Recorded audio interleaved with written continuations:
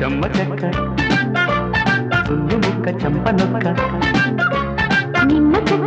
చెక్క నమ్మకంగా తిన్ని రెక్క అంది కోక ఎందుకో